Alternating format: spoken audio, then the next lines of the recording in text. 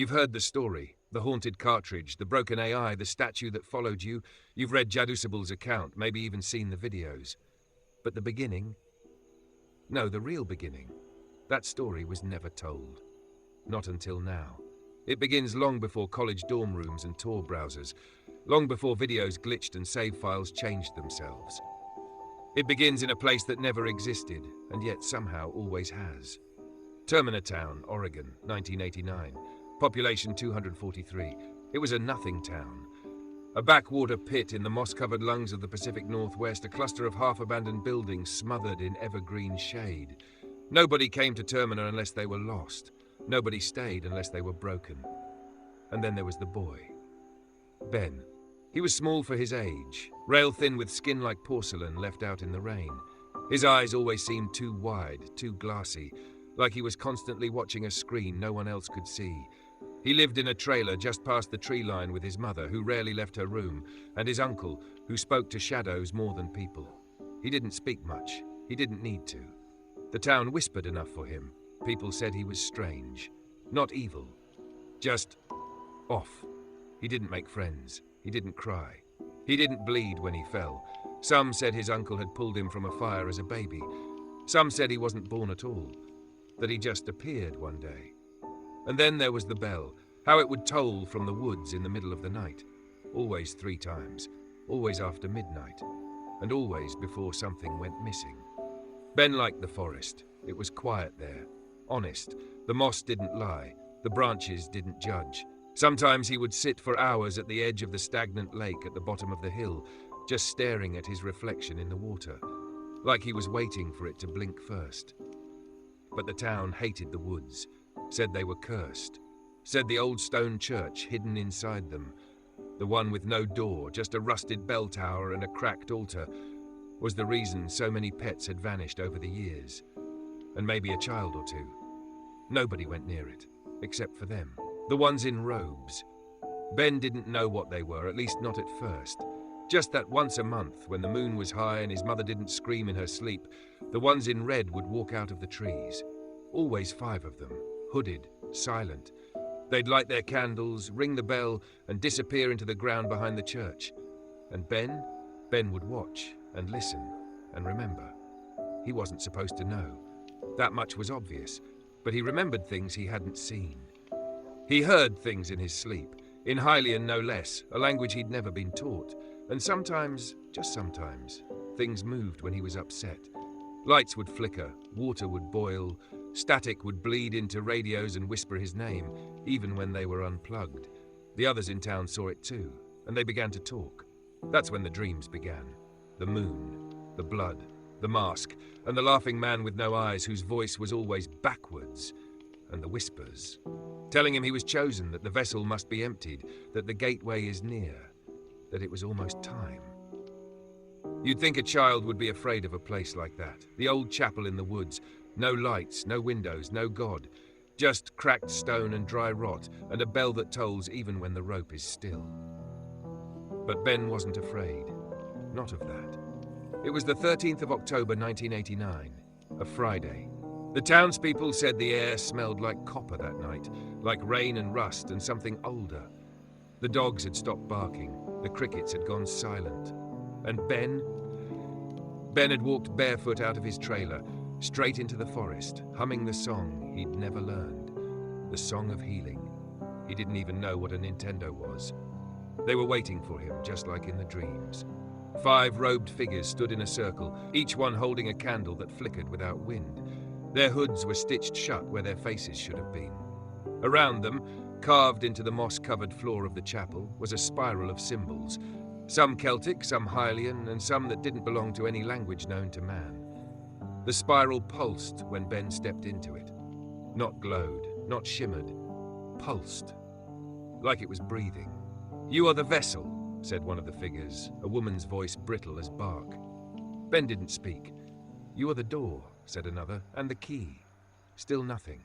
"He has chosen you." They raised their hands in unison, chanting in that glitched, reversed tone that made your ears feel like they were folding in on themselves. The bell tolled once, twice. On the 3rd toll, the spiral ignited. Flames rose around Ben, Not orange, but sickly blue-green, like TV static in fire form. The walls bled shadow. The bell above groaned like metal being bent by unseen hands. And Ben smiled, because he could feel him now. The laughing man with no eyes, the one in the mask, Majora. Somewhere far away, a game hadn't been made yet, but its spirit, its bones were already here, waiting for a shape, a vessel. Ben opened his mouth and spoke for the first time in months. "I'm ready." The chanting stopped, the candle flames flickered and died, and from the mouth of the spiral, a shape rose. Not a creature, not a ghost, a data stream. Red and black, twitching and stuttering like corrupted VHS tape. It flowed into Ben's mouth, eyes, ears, through every pore. He screamed, but not in pain, in laughter, as the light consumed him. Just like that, the fuse gyral burned out. The chapel went still, and the bell tolled a fourth time, even though no one touched it. 16 years later, the chapel was gone, burned to the ground in '91. Some blamed lightning. Others said it was the government, clearing out cult remnants before Waco-style headlines made it to the public. No one ever rebuilt. No one planted flowers. And no one walked that stretch of forest anymore, not since the incident with the search team. They never found Ben's body. Only the bell, still hanging in midair. No rope, no tower, just tolling. But the cult, oh, they never really died. They went underground, literally. A splintered congregation of programmers, occultists, and collectors. They were obsessed with bridging ancient ritual with digital resurrection. They called themselves the Moon Children, a name that'd appear years later in corrupted TXT files and haunted .sav notes. And at the center of it all, they still whispered the name, Ben. Not the boy anymore, not the orphan, not the victim, but the residue. The entity that formed when innocence met insanity and data met divinity. What they had summoned was no longer human, but it needed a face, a conduit, it needed a mask. They began encoding him. Rituals were replaced with ROMs. Incantations became corrupted sound files, and sacrifices? Well, those became harder to trace once the internet gave them anonymity. But they were building something. A shrine, a cartridge. They said it came from a dev kit in Kyoto that had been touched by him, that the code inside was shifting on its own, that if you left it in a powered-on console for 7 days without touching it, the audio would change. And on the 8th day, Ben would speak. They needed to house him. So they did. The cartridge looked ordinary. Just a grey N64 shell with Majora scribbled in faded marker. No label, no branding. A tiny triangle gouged into the back like someone had stabbed it with a screwdriver. It arrived in a manila envelope. No return address. No explanation. Just a note. "You've met with a terrible fate, haven't you?" And that's how the old man got it. He wasn't a collector, not really. He used to be someone, decades ago, a tech engineer, maybe. Now he was just tired. Living in a cluttered Arizona apartment, spending his days fixing toasters for neighbors and watching dusty VHS tapes of the moon landings. He didn't know what Majora's Mask was. He didn't even own a Nintendo 64 until one showed up on his doorstep 2 weeks after the cartridge. No name, no note. Only the sense that something wanted to be played, and that it had waited long enough. The old man plugged it in. The console buzzed. The TV screen flickered green, then red, then static. The game booted. No title music, just silence. He stared for hours. Sometimes the boy would appear. Not Link. Ben. Still wearing the mask, still smiling with his head tilted just a little too far, and always in the background that melody, the song of healing. Warped, slowed, reversed. By the time Jadusable walked into that garage sale years later, the old man could barely speak. He sat outside under the shade, hands shaking, eyes watering. "Majora's Mask?" the boy asked. The old man stared at him like he recognized him from a dream. He handed over the cartridge for free. "Someone's waiting for you inside it," he whispered. "He's lonely." Jadusable didn't know what he was looking for that day. He wasn't rich, wasn't popular, just another college kid in a town that felt like it was always raining or always too dry. He walked past dozens of dusty boxes before he saw it, tucked between old VHS tapes and a cracked Sega Genesis controller. The cartridge, grey, faded. Majora, scrawled across it in smeared Sharpie. No label, no stickers, no official anything, just a chill in the air. The old man who gave it to him barely looked up. "Take it," he muttered, voice hoarse like he hadn't spoken to anyone in weeks. "It belongs to him now."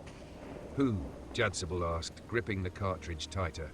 The old man blinked. His eyes were glassy and full of dust. He said one word, Ben. That night, Jadusable booted it up, the N64 Word. The screen flashed grey, then black. Then the title appeared, The Legend of Zelda Majora's Mask. But it wasn't quite right. No music, no link. Just the empty mask spinning, slower than normal. Glitchy. He started a new game and saw a save file already there. Ben. The rest is legend. You've probably read it, watched the videos, heard the screams in the file named drown.wmv. But what they never told you is this. The cartridge was never haunted. Not in the traditional sense. It was possessed. It was a prison, a shrine, a gateway, a soul that of a boy ripped from this world by chance, by fire, by something ancient and code-bound, had been etched into silicon and solder. And when Jadusable booted up that cartridge, he didn't awaken a ghost. He let something in. Ben had been waiting, in dreams, in static, in forgotten file structures, whispering through ports and controllers. He watched, he learned, he adapted. And the moment someone connected to him, really connected, through fear, fascination, obsession, he would wake up a little more. Jadusable was the perfect host. Young, curious, isolated, vulnerable. So when he played, Ben played back. That first distorted laugh, that glitched elegy statue, those weren't bugs. They were symptoms. The infection had begun.